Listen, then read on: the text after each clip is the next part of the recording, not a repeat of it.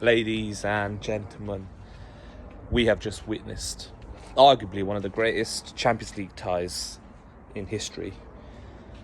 Inter Milan versus Real Madrid, 4-3 on the night at the San Siro, 7-6 on aggregate. And what a game, what a game. But yo people, hit the likes, hit subscribe. Welcome to Ball Chat FC. My name is Mido. Just gonna talk about this crazy game that we witnessed last night, because I was going to do a match reaction last night, but I was so hyped after the game, I was just too busy watching everyone else's, because what a fucking game that was. What a game. Honestly, hats off to Inter Milan, hats off to Barcelona as well, just for, the performance over the two legs for both teams was absolutely phenomenal. High class football, elite level football at the highest caliber. Where do we start? The first game was crazy enough. Obviously, Inter managed to salvage a point at Camp Nou, taking a 3-3 tie back to San Siro. And after the way Barcelona conceded so many goals last week, a lot of people were, giving Inter a bit of more of a chance than initially kind of expected. And by half-time, Inter were 2-0 up, absolutely dominating them. Absolutely ripping Barcelona apart. Obviously, Barcelona's high line, which we will get into a bit more. But the high line was not lining, blood. The high line was not high lining, you get me? Because Inter pieced them apart. 2-0 by half-time. You're thinking, yeah, this is sorted, man. These lot are cruising through. Inter just gonna park the bus and then, into the final they go. But then Barcelona, man, they have this fucking knack here of just scoring goals upon goals upon goals, and it's really like highline kamikaze suicide football. Hansi Flick ball is quite similar to Ange ball, yeah, on Steads, mate. Highline for life, mate. That's literally what it is. And it worked. They got 3 goals. They dragged themselves back into the game. Thanks to, obviously, Yamal. Thanks to, Rafinha, Pedri being involved as well. We'll speak on more Yamal in a sec, but because that kid is special, man. Oh my God. Lamine Yamal. Fucking hell. Anyway, Barcelona were winning 3-2 with 2 minutes to go. They were winning 3-2 with 2 minutes to go. 88 minutes. Rafinha got the third goal. And what do they do? They still try to push the high line. You have 2 minutes left. You've got 2 minutes left, brother. Hold the fort, park the bus, slap it in. Done. Handbrake on, cuz. But nah, Barcelona wanted to do the Ange ball thing, yeah. And this Inter squad, who, bear in mind, I think, if I'm not mistaken, is on average, like the average player of this squad is about 32, 33 years old. That's an old team to be taken into the Champions League, yeah, at a semi-final, trying to, fight for the final. And yet, they fucking pulled through. I thought in the second half, Inter absolutely crumbled defensively. I've never seen them so rattled at home like that, where they literally capitulated. After winning 2-0, you're losing 3-2. You know what I'm saying? With 2 minutes to go, and yet they somehow fucking pulled it through right at the end. 2 quick fire goals. And Barcelona, Lamine Yamal had a chance right at the end as well to equalise.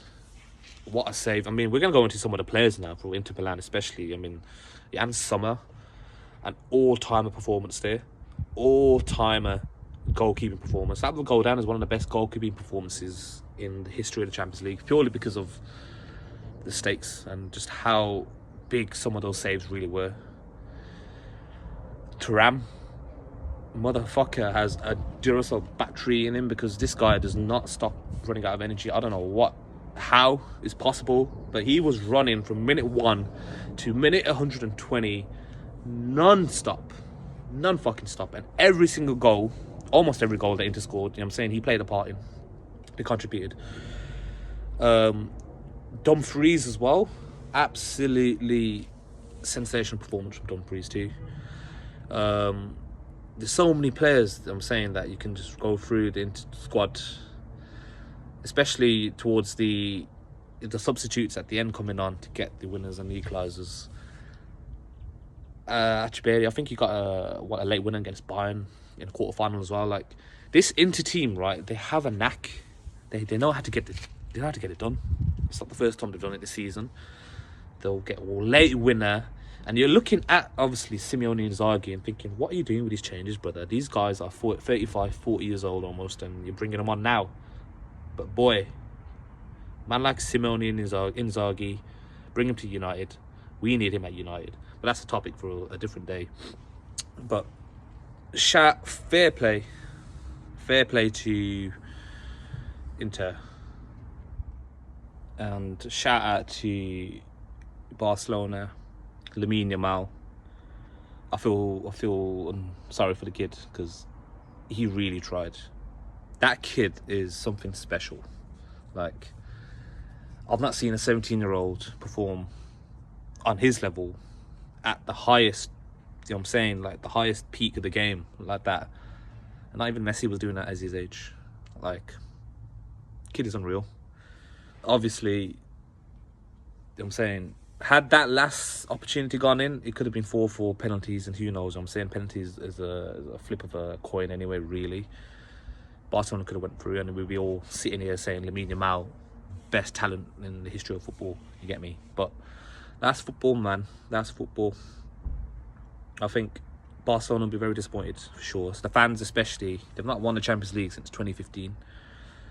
I think a lot of the fans were thinking, if it's not now, it's never. But you know what I'm saying?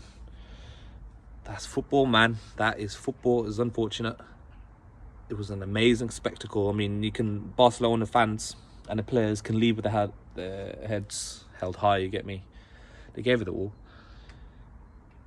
And this tie, this European tie into Barcelona over the two legs, will go down in history as one of the greatest Champions League ties ever.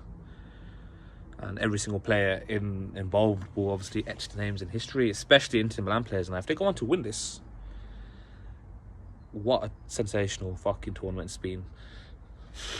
Shout out, though. Shout out. Fair play. Well done to Inter. Congratulations. Unlucky Barcelona.